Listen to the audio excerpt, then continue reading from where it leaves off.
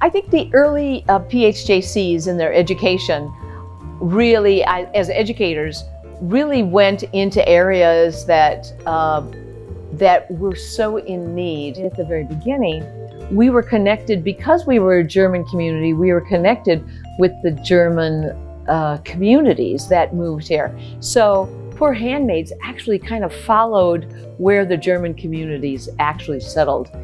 Part of being a poor handmaid is being able to and saying yes to just about anything that needs to be done. If you see it needs to be done as a poor handmaid, you just go ahead and do it. It's a matter of just rolling up your sleeves and engaging in whatever needs to be done. So that same attitude that was written on their hearts. Catholic education is personal education. We get to know each student and their family. That's part of the characteristic of being small enough to know the families and to know those students' individuals. At the early ages, the child needs to, from the home, needs to have a sense of who God is. And then they learn those stories of Jesus. And you can characterize and describe that person of Jesus who really would reach out to those who were on the periphery.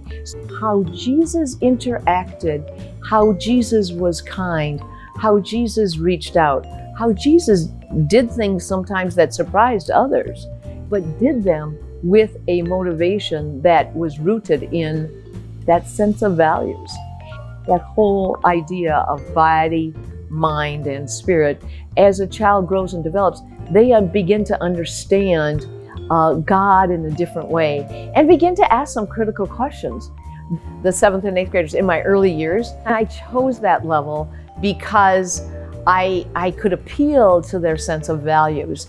And one day they would come in and they would be really 7th graders. The next day they could come in and be much more adults in their style and in their thinking. And I love that. I love that because you never quite knew. At the collegiate level now, they learn that whole sense of this is not about me, really about others. And our call, our rootedness and our call is to respond to others, to reach out to those who are possibly provides those opportunities, particularly as students understand their whole sense of call to be for others. What can we do as educators to lift up all teachers, particularly as we see play out in front of us incredibly sad, tragic, violent stories? I think advocacy is one thing I think we need to do. And I also think that we need to be peacemakers. We need to advocate for the practices in our country that protect our children, protect our most vulnerable. There needs to be that common good that is one of the central values of Catholic education, but that common good that everyone benefits from the decisions we make as a society. How are we a peacemaker versus doing those practices and cutting others down or being in competition with each other that prompts a sense of I'm better than? If we really take the opportunity to reflect on our own practices and be makers of peace, we communicate, we exude that sense of peace. We exude a sense of you are welcome here. There's no need to have defenses up. We can put those defenses down.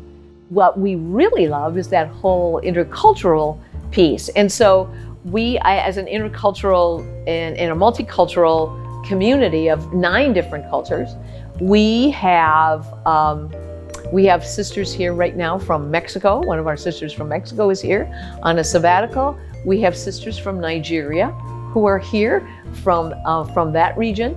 And we have sisters from Vietnam.